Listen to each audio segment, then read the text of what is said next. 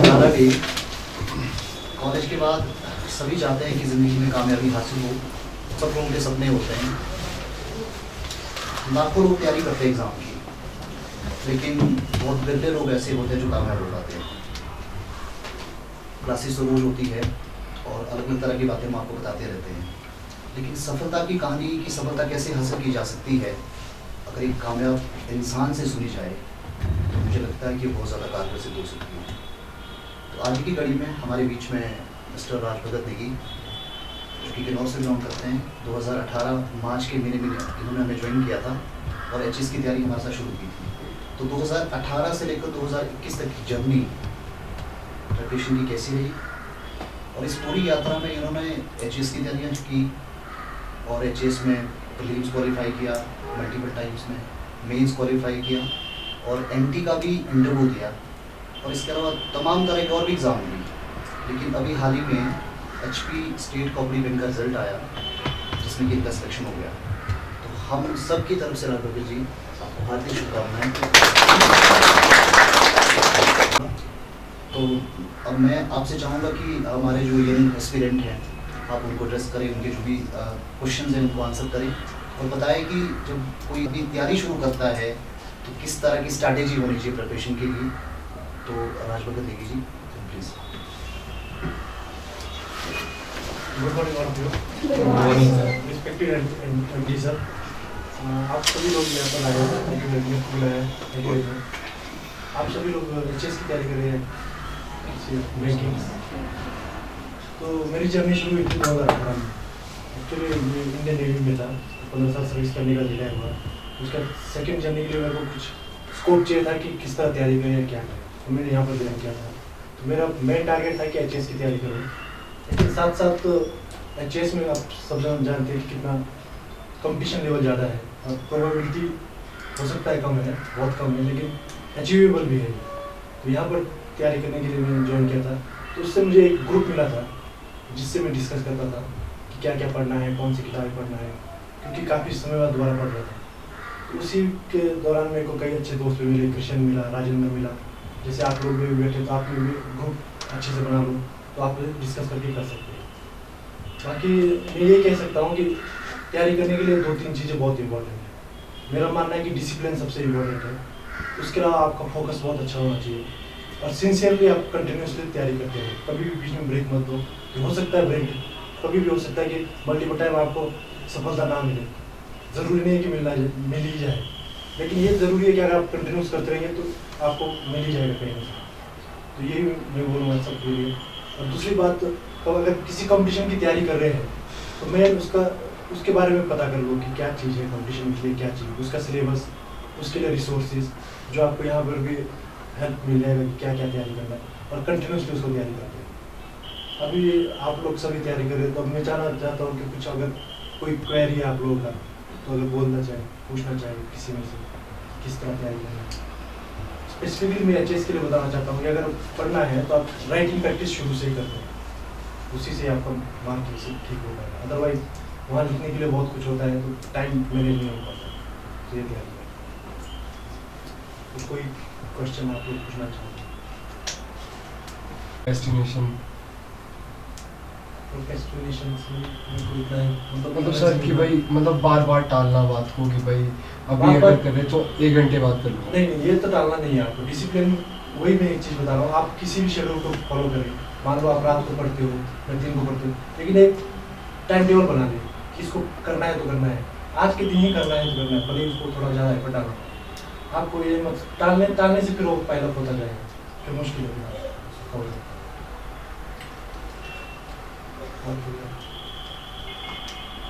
बाकी सिंसियरली पढ़ते रहे बस हो जाएगा। इसमें हिस्ट्री की तैयारी कैसे कर सकते हैं? जैसे मैंने तो नॉन मेडिकल पढ़ा है प्लस 2 में, हिस्ट्री की तैयारी। हिस्ट्री सब्जेक्ट मेरे को बहुत ख़राब लगता था, मतलब जब पढ़ता था, लेकिन जब यहाँ आने के बाद मैंने पढ़ना शुरू किया तो हिस्ट्री आप अगर सीक्वेंस में पढ़ेंगे शुरू से ही एशियन से जाकर के मेडिकल में आके, तो आप उसमें इंटरेस्ट पैदा होना शुरू हो जाएगा। जैसे फ्रीडम मूवमेंट पढ़ेंगे तो उसमें आपको मतलब एक दूसरे को कनेक्ट करके पढ़ना है उसको। हिस्ट्री याद करने की कोशिश मत करो कि ये डेट इस तरह का टाइप याद करना है, वो उस तरह मत करो। बस एक बार पढ़ लो, उसके बाद आपको ऑटोमेटिकली याद होगा रिवाइज करते रहें उसके बाद हिस्ट्री में, क्योंकि मेरा मेडिकल बैकग्राउंड भी था प्लस 2 में, लगता है साइंस बैकग्राउंड में मुश्किल हो। एक सवाल निकी जी मेरा है, अब मैंने भी तकरीबन 3000 स्टूडेंट्स देखे। प्रॉब्लम क्या होती है कि अभी आप क्लासरूम देख रहे हैं, भरा हुआ क्लासरूम है, काफ़ी लोग हैं बैठे हुए, 2 महीने के बाद 2.5 महीने के बाद स्ट्रेंथ थोड़ी सी कम हो जाती है। और ना केवल क्लासरूम में स्ट्रेंथ कम होती है, लोग जो तैयारी करने वाले होते हैं वो थोड़े से ट्रैक से हटने शुरू हो जाते हैं। बहुत एंथुसियाज्म है, घर वाले बहुत पुशअप करते हैं, पेरेंट्स भी पूरा सपोर्ट करते हैं, लेकिन 2-2.5 महीने के बाद लगता है कि वो ट्रैक से हटना शुरू हो जाता है, डाइवर्जन शुरू हो जाता है। लेकिन डाइवर्जन कम्प्लीटली नहीं हो पाता, साइकोलॉजिकली तो प्रिपेयर कर रहे होते हैं, घर वालों को भी ये कहते हैं कि हम तैयारी कर रहे हैं, अपने आप को भी सिंपैथाइज कर रहे होते हैं कि हम तैयारी कर रहे हैं, लेकिन वो तैयारी नहीं कर रहे होते हैं रियल सेंस में। अब ये जो अवचेतन मन की एक समस्या है स्टूडेंट के साथ जो है, तो इसमें क्या बोलेंगे कि कैसे फोकस रहे, कैसे ट्रैक पे रहे, कैसे आगे चले? ये होता है इनिशियली जैसे हम लोग टारगेट रख देते हैं कि हमारा ड्रीम क्या है, तो धीरे धीरे हो जाता है, फटीग हो जाता है, पढ़ते पढ़ते कंटिन्यूसली, कई बार फेलियर भी हो जाते हैं, तो लोग ये समझते हैं कि ये मेरे से होगा नहीं। लेकिन हमेशा जो फर्स्ट टाइम आपने ड्रीम देखा है उसको याद दिलाते हैं, रोज अपने ड्रीम को जीना बहुत ज़रूरी है कि एक ना एक दिन मेरे को सक्सेस मिलना है और इसी के लिए तैयारी किया था। अदरवाइज आप 5-6 महीने की तैयारी करेंगे, उसके बाद आपका मोटिवेशन लेवल डाउन हो जाएगा, तो आपकी जो 6 महीने की तैयारी है वो पूरा वेस्ट हो जाएगा। तो हो सकता है और 1 महीना और ज़्यादा एफर्ट डालने के बाद आपको मिल जाएगा, और होता ही ऐसा है। नॉर्मली एग्जाम के टाइम नज़दीक आते आते लोगों का मोटिवेशन लेवल डाउन हो जाता है, वो देखते हैं कि 50,000 लोग एग्जाम दे रहे हैं, मैं कहाँ स्टैंड कर पाता हूँ। लेकिन अगर आप कंटिन्यूसली तैयारी करेंगे और लास्ट तक मोटिवेशन बना के रखेंगे, और मेन फैक्टर क्या करता है, जिस दिन आप एग्जाम में जो कर रहे हैं, एग्जाम के टाइम आपने जो लिख दिया वहाँ पर या फिर जिस तरह अटेम्प्ट कर लिया, वही आपका डिसीजन डिसाइड करता है कि क्या होगा। तो ये बहुत ज़रूरी है, सबसे पहले अपने आप को डिसिप्लिन में रखना और अपने आप एनर्जाइज करना कि हमेशा कि मेरे को करना है तो यही करना है, और मेरा ड्रीम क्या था। क्योंकि एक बार ड्रीम टूट जाता है तो फिर ज़्यादा दुख होता है, फिर रिकॉर्ड करना मुश्किल होता है। ये मसला है। एक और सवाल है, तो वैसे हो जाएगा, तो जब आपने एग्ज़ाम दिए, आपने एचएस के पेपर दिए, आपने एनडी का पेपर दिया, आपने बैंकिंग का पेपर दिया, तो आपके अपने क्या एक्सपीरियंस थे? ये जो तुक्केबाजी वाला कॉन्सेप्ट है, क्या ये रेलिवेंट है, या कम पढ़ के भी ज़्यादा स्कोर किया जा सकता है प्रीलिम्स में? तो एग्जामिनेशन हॉल की जो स्ट्रैटेजी है, जो आपका माइंडसेट वहाँ होना चाहिए, वो क्या है? एक चीज़ मैं हमेशा बताता हूँ कि अगर थोड़ा सा मैंने पढ़ लिया होता तो मैं ये अटेम्प्ट कर लेता अच्छे से। तो इस स्कोप को बिल्कुल दरकिनार करना है, कभी भी अपने ऊपर मतलब इजी नहीं होना है कि ये तो आ ही जाएगा। कोई भी टॉपिक ले रहे हैं तो उसको शुरू से बिल्कुल लास्ट तक अच्छे से पढ़ो, उसको दोबारा रिवाइज करो, नहीं तो वहाँ पर प्रीलिम में मुश्किल प्रीलिम में ही होता है, क्योंकि वहाँ आपको 3-4 ऑप्शन मिल जाएंगे, उसमें आप कंफ्यूज होने ही होने हैं। तो इसके लिए बहुत ज़रूरी है कि कवर अप अच्छे से हो, पढ़ाई अच्छे से कर लिया, सारे रेगुलरली न्यूज़पेपर फॉलो करना, ये सबसे इंपॉर्टेंट चीज़ है कि न्यूज़पेपर पढ़ना बहुत ज़रूरी है, क्योंकि डायरेक्ट क्वेश्चन उसी में से आ जाते हैं मैक्सिमम टाइम। और इजी नहीं लेना कभी भी प्री के टाइम, और तुक्का मेरे हिसाब से तुक्का लगता ही नहीं है, बहुत कम चांस है कि तुक्का लग जाता है, खासकर नेगेटिव जहाँ मार्किंग जा रहा होता है। तो इसलिए तुक्के से तो बचना ही है, और कम अटेम्प्ट करके भी हो जाएगा। कई बार हम बहुत परेशान हो जाते हैं कि अरे मेरा तो 40 क्वेश्चन हो पा रहा है। अगर आपको 40 ही आ रहा है तो हो सकता है 40 ही कर लो, क्योंकि वो स्टैंडर्ड उसी तरह मेंटेन रहता है, लोग नहीं ला पाते उससे। तो इसलिए गलती नहीं करना है कि 40 आ रहा है तो मैं 80 अटेम्प्ट कर लेता हूँ, अटेम्प्टेशन में इस तरह गलती मत करें। हाँ, अगर जहाँ पर लग रहा है कि 1 या 2 ऑप्शन में प्रॉब्लम है कि इन दोनों में से एक हो सकता है, तब आप प्रोबेबिलिटी लगा सकते हैं 2-4 क्वेश्चन, ज़्यादा तो क्या नहीं करना चाहिए। कि 1-1.5 महीने जाकर कोई मैगजीन लेके तब पढ़ना चाहिए? नहीं, करंट अफेयर्स के लिए सबसे पहले तो आपका सिलेबस कंप्लीट होगा, तभी आप न्यूज़पेपर थोड़े से अच्छे से समझ पाएंगे। थोड़ा लंबा प्रोसेस है, एक बार सिलेबस कवर होगा, न्यूज़पेपर रोज़ पढ़ते रहो, भले ही आप नोट्स ना बनाओ, लेकिन न्यूज़पेपर पढ़ने से आप ऑटोमेटिक आपके मतलब माइंड में चलता रहेगा, आपको फाइल बन जाएगा, धीरे धीरे आपको याद हो जाना शुरू हो जाएगा। तो इसके लिए मैं, और ये कभी मत करना कि लास्ट में जाके पढ़ लूँगा, ये होगा ही नहीं, रोज़ ही आपको करना पड़ेगा करंट अफेयर्स। और जितना भी मेहनत कर लेंगे आप करंट अफेयर्स में, अगर मान लो आप बोल देंगे मैं 20 के 20 नंबर करूँगा, वो भी हो नहीं पाएगा, क्योंकि इसका दायरा बहुत ज़्यादा है करंट अफेयर्स का। तो जितना आपने बना के रखा है, न्यूज़पेपर से सुन रहे हैं, उसी में से अटेम्प्ट हो जाता है, वही हो जाता है।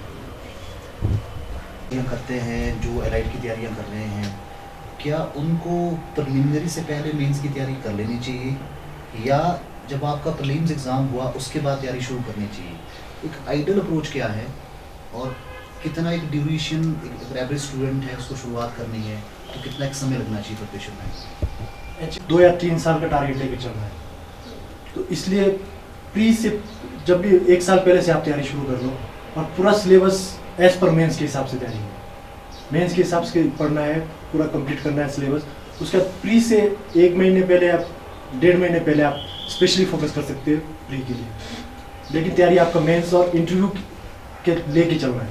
इंटरव्यू के भी साथ में आप लोग तैयारी करते रहना है, मतलब अपने हॉबीज़ डेवलप करते रहो, कुछ इस तरह के सेक्शन है वो करो, साथ साथ ही चलना पड़ेगा।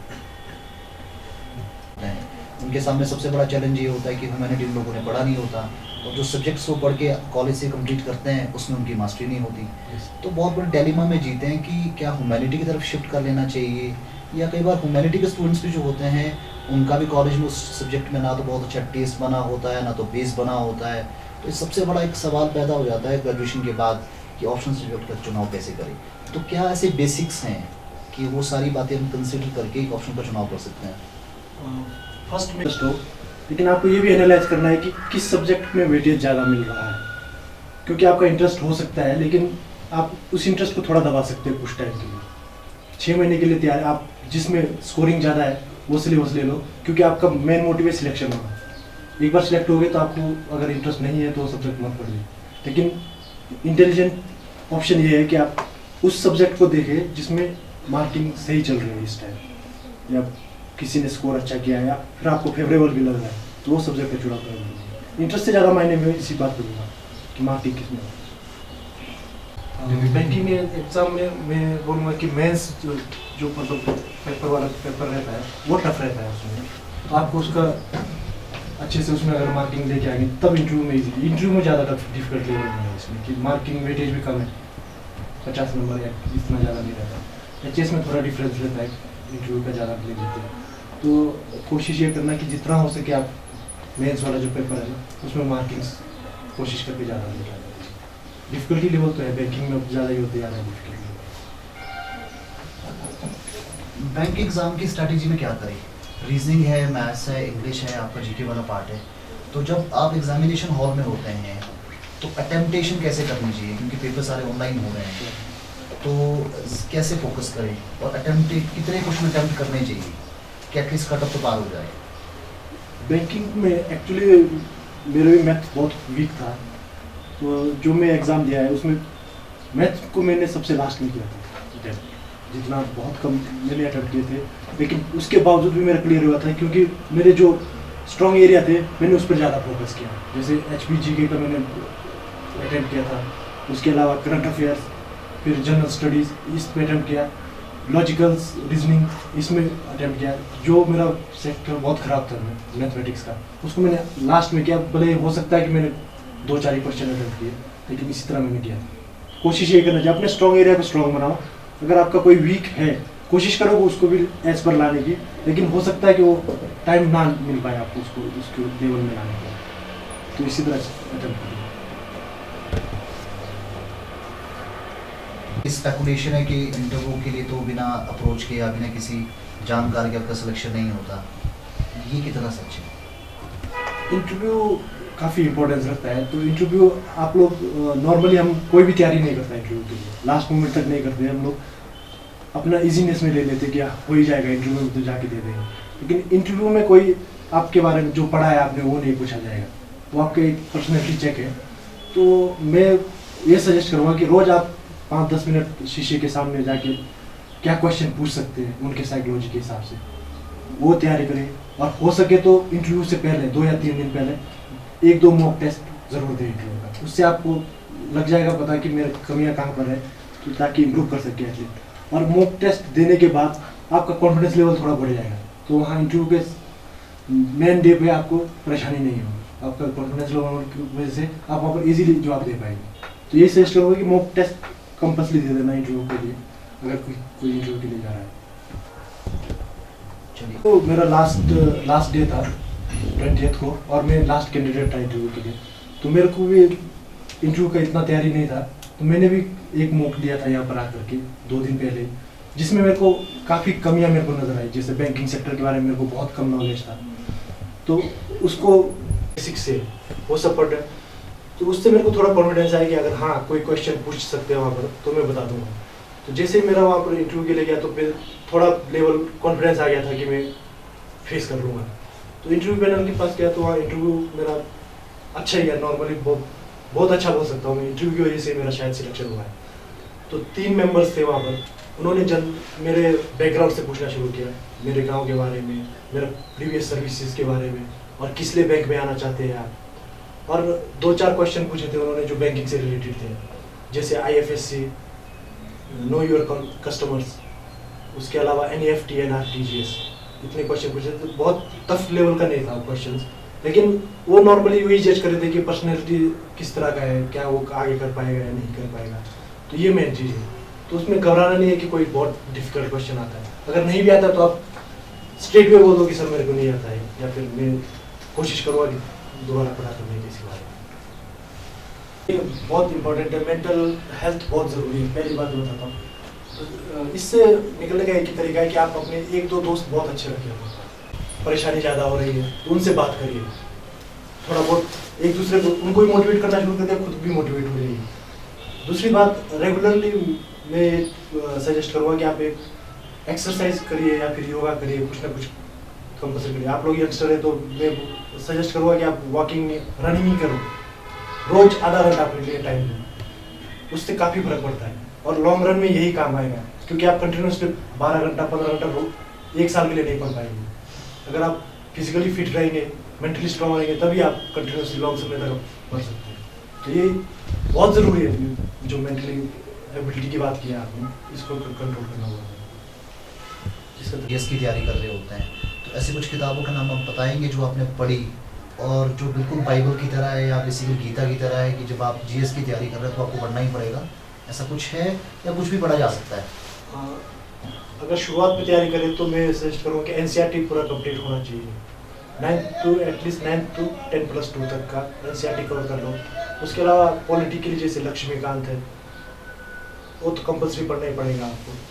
उसके अलावा इकोनॉमिक्स के लिए सजेस्ट करूँगा मैं रमेश सिंह के द्वारा लिखा गया इकोनॉमिक्स का हिस्ट्री का स्पेक्ट्रम, और हिमाचल का तो आपको ब्लॉक रेफर करना पड़ेगा। उसके अलावा बाकी जो इंस्टीट्यूट में आपको हिमाचल के स्पेशली बताऊँगा, इस इंस्टीट्यूट में उसके जो नोट्स है वो उसको कवर करना होगा। कभी मत होना, हो सकता है आप फेल हो जाएंगे। अगर आप मेरे फेलियर को देखेंगे तो मैंने बहुत सारे एग्जाम दिए, एटलीस्ट 20 साल में मैंने कम से कम 20 से ज़्यादा एग्जाम दिए होंगे, तो किसी में सिलेक्शन नहीं हुआ है। लास्ट मेरा अभी हुआ है, इसी में सिलेक्शन हुआ था। कभी कभार ऐसा भी होता है कि आप 1 नंबर से रह जाते हैं, कभी मेंस नहीं हो रहा है, कभी प्री नहीं हो रहा है, लेकिन ये इम्पोर्टेंट ये है कि आपका होना ही है कभी ना कभी, ये ध्यान में तो हो जाएगा आपका। इसलिए कंटिन्यूसली फेलियर आएगा, इसमें डेफिनेटली आएगा फेलियर, तो उसको वार्ड ऑफ रखना है, मतलब ये तो पार्ट है फेलियर, उससे सीखो मतलब क्या गलती किया है। सर जैसे सब्जेक्ट्स बहुत सारे हैं तो टाइम टेबल कैसे मैनेज करें? सब्जेक्ट मैं इनिशियली मैंने क्या किया था, मैं तो एक सिलेबस को लेकर चलता था कुछ टाइम के लिए, 1-2 महीने के लिए, मतलब 2 दिन के लिए एक सब्जेक्ट पढ़ लेता था, 2 दिन के लिए एक सब्जेक्ट, 2 दिन। लेकिन जैसे जैसे आप एग्जाम के नज़दीक आएंगे आपको हर सब्जेक्ट को टाइम देना पड़ेगा, तो उसके लिए आप डिवाइड कर लो 2-2, GS1 के लिए 3 घंटे, GS2 के लिए 3 घंटे, एक दिन पढ़ो GS1, GS2 और GS3, अगले दिन हिंदी इंग्लिश भी पढ़ लो साथ में, फिर ऑप्शनल के लिए रख लो, इस तरह पढ़ाई करो। और जैसे जैसे लास्ट में आएंगे तो आपको रोज सारे सिलेबस कवर करना है। रिवाइज बहुत ज़रूरी है, क्योंकि रिवाइज नहीं करने से हम पढ़ा जो वो पूरा वेस्ट हो जाता है, उसके आपको याद नहीं आएगा लास्ट में। तो डिस्क्रिप्टिवली मतलब लिखने का प्रैक्टिस रहेगा, लेकिन लिख नहीं पाएंगे, स्पीड नहीं बन पाएगी, ये बहुत ज़रूरी है। और सर टाइम टेबल में हर सब्जेक्ट के लिए डेली कोई स्पेसिफिक टाइम होना चाहिए, या फिर ऐसा हो सकता है कि हम मतलब एक वीक के लिए कोई एक सब्जेक्ट पढ़ रहे हैं, फिर जिससे आपको कंफर्टेबल लगेगा वो उस तरह कर सकते हैं, क्योंकि इंटरेस्ट की कई बार मन नहीं करता है कि ये सब्जेक्ट पढ़ो, तो आप उसको स्किप कर दो एक दिन, हो सकता है दूसरा जो इम्पोर्टेंट अच्छा सब्जेक्ट लगता है कुछ टाइम के लिए पढ़ो, 1 घंटे, नहीं तो एक सब्जेक्ट आपका वीक रह जाएगा। और ये एग्जाम इस तरह है कि एक भी सब्जेक्ट आपका वीक रहा तो फिर नंबर में बहुत कम मिल जाएगा, फर्क पड़ेगा। जैसे हमने कोई सिलेबस कंप्लीट कर लिया, हम जस्ट ये करेंगे screening just over the surface, या फिर थॉरली फिर टारगेट लेके चलना है, मतलब कि आपका किस किस डेट में कौन सा एग्जाम, जैसे 2-3 मल्टीपल एग्जाम दे रहे होंगे उसकी बात कर रहे हो। मतलब इनिशियल तो आपको सिलेबस पूरा पढ़ लेंगे एक बार, तो उसका टाइम नहीं लगेगा आपको, आप उसको फिर दोबारा रिवाइज भी कवर कर पाएंगे कि क्या आपको पता भी चल जाएगा कि किस सेक्शन को मेरे को पढ़ना है, क्योंकि कोई भी सेक्शन बचा है या फिर जिसको रिवाइज करने की जरूरत है जो याद नहीं हो पाता है वो फिर कर लेंगे आप उसके कुछ रेगुलर पढ़ने के बाद। लेकिन पढ़ाई नहीं छोड़ना है कभी भी, ये नहीं कि कल पढ़ लूँगा पढ़ लूँ। शुरू में आपको 2-3 महीने मतलब जितने सिलेबस है वो एक बार पढ़ना बहुत ज़रूरी है। एक बार पढ़ने के बाद आपको लग जाएगा कि किस सेक्शन में पढ़ना है, मेरे को कहाँ से क्वेश्चन आ रहे हैं, प्रीवियस ईयर का क्वेश्चन पक्का लिख लेना है, उसी की बेस पे आगे आइडिया लग जाएगा आपको क्या करना है क्वेश्चन। बोले एक्चुअली अभी अब सोशल मीडिया बिल्कुल बंद तो नहीं कर सकते, तो मैं ये सजेस्ट करूँगा जैसे आप फेसबुक देख रहे हो तो ये मन बना लो कि एक ही बार देखना है दिन में, क्योंकि आप हर बार चेक करेंगे हर बार वही रिपीट होता रहता है, टाइम वेस्ट है। अगर आपको कोई अपडेट चाहिए तो दिन में देख लो कि एक टाइम सुबह या शाम के टाइम देख लो, हो गया आपका। या आप यूट्यूब में देख रहे हैं वो भी रिपीट होते रहता है, आप 2-4 चैनल जो इम्पोर्टेंट के हैं उनको सब्सक्राइब करके रहो और उन्हीं को देखते रहो। बाकी चीज़ों में जाएंगे तो फिर वो आपको इंटरेस्ट पैदा करते रहेगा, उसके रिलेटेड बहुत सारे लिंक आते रहेंगे, तो उससे अवॉइड करना। हो सके तो पढ़ाई के टाइम मोबाइल स्विच ऑफ करके पढ़ाई करो, उसके बाद बीच में देख लो, फिर 2-3 घंटे बाद, हर आधे घंटे में देखने का ये आदत मत लो, 3 घंटे 4 घंटे बाद कभी कोशिश करो जितना हो सके, क्योंकि मुश्किल हो जाता है। एक बार इसका आदत लग गया तो फिर कोशिश करने से भी नहीं जाता है। तो सर आपकी जितनी भी प्रिपरेशन रही उसके अंदर एक वीकली में आपने कोई चीट डे रखा, जैसे एज कि आप जिस दिन आपने बिल्कुल भी स्टडी ना किया हो? मैं समझा नहीं क्वेश्चन। जैसे आप एक पूरे वीक में एक अपना स्केड्यूल होता है उसको आप फॉलो करते हैं, आप पढ़ते हो, सब कुछ करते हो, तो एक डे एक ऐसा कोई वीक में आपने रखा जिस पर चीट डे बोल सकता है, जिस दिन आपने बिल्कुल भी स्टडी ना किया हो? बिल्कुल स्टडी तो नहीं, रेगुलरली न्यूज़पेपर आपको रोज पढ़ना है, उसके लिए मत छोड़ो। उसके अलावा जैसे मान लो एक दिन वीक में आप ये कर सकते कि कहीं थोड़ा सा घूमने जाओ। मैं नॉर्मली वीक में कभी भी जाए संडे या सैटरडे के दिन खेतों में चला जाता था, थोड़ा बहुत काम कर लेता था। तो इसी तरह आप लोग भी कुछ ना कुछ अगर कोई हॉबी है तो देख सकते, लेकिन बहुत कैरी ऑफ नहीं होना है। जैसे कि एक दिन चले गए तो एक दिन आप कहीं घूमने चले गए तो उससे आपका 1-2 दिन का फ्लो खराब हो जाए, मतलब ज़्यादा एक्टिविटी ज़्यादा नहीं, ये कोशिश करें, बहुत फर्क पड़ेगा इससे रेगुलर रहने में। और आपका ऐसा नहीं सिटिंग टाइम कितना रहता है पर डे? मैं बहुत ज़्यादा तो नहीं, लेकिन इनिशियल शुरू में जो मतलब 2018 की बात कर रहा हूँ तब मैंने थोड़ा ज़्यादा मेहनत किया था, मतलब सारे सब्जेक्ट कवर करने थे, काफ़ी साल टाइम से पढ़ा भी नहीं था मैंने, तो उसके लिए पढ़ना पड़ा। फिर उसके बाद फिर धीरे धीरे आपको कम करना पड़ेगा, 5 घंटे 6 घंटे, नॉर्मली 8 घंटे से ज़्यादा नहीं पढ़ पाएंगे आप, क्योंकि पूरा कंसल्टेशन करने के बाद वो 8 घंटे 5 घंटे में हो जाएगा, क्योंकि कई वेस्टेज होता है। बहुत ज़्यादा पढ़ाई की भी ज़रूरत नहीं होती, लेकिन प्रॉपर पढ़ना वो बहुत ज़रूरी है, क्योंकि लास्ट में मेरे भी ऐसे में है कि मतलब अभी सिलेक्शन हुआ है, इससे पहले बहुत बार फेल हुआ, तो उसमें बहुत कमियाँ रह गई थी।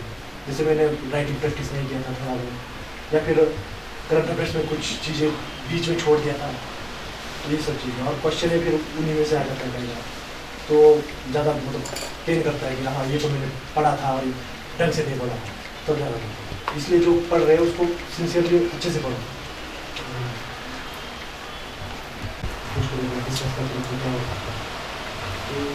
बहुत ज़रूरी है मोटिवेशन, कैसे तैयारी करें?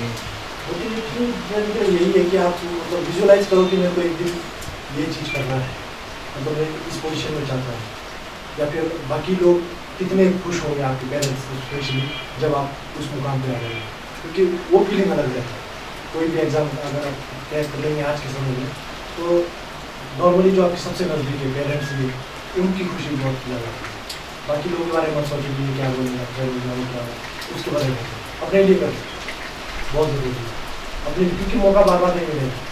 एक बार आप मान लो मार्च में रह जाएंगे 1 नंबर से 2 नंबर से, वो रिवर्स नहीं कर पाएंगे, तो जितना हो सके एफर्ट एग्जाम से पहले ही लगाए और अच्छे से 100%। और एग्जामिनेशन हॉल में जो कर लिया आपने वही आपका डिसाइड नहीं करते हैं, क्योंकि सभी मेहनत करके आते हैं, लेकिन उस दिन जो 5-6 दिन का जो स्पेस रहता है उसमें अपना 100% आपको मन करेगा कि मैं एग्जाम ना छोड़ दूँ, लेकिन वो नहीं करेगा, सोचते रहना हाँ किस लिए तैयारी किया था मैंने, किस लिए दिया, उसका कोशिश करें।